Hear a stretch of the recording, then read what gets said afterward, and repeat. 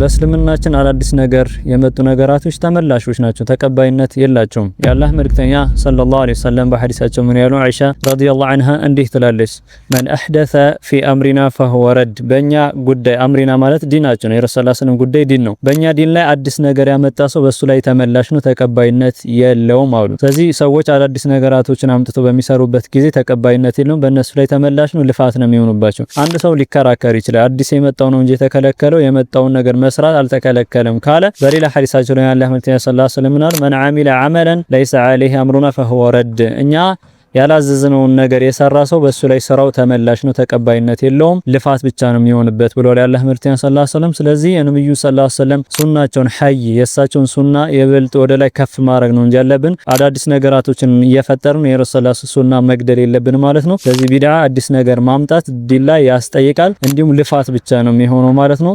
ስለዚህ ከዚህ ተግባር መቆጠብ አለብን። ወሰላሙ አለይኩም ወራህመቱላህ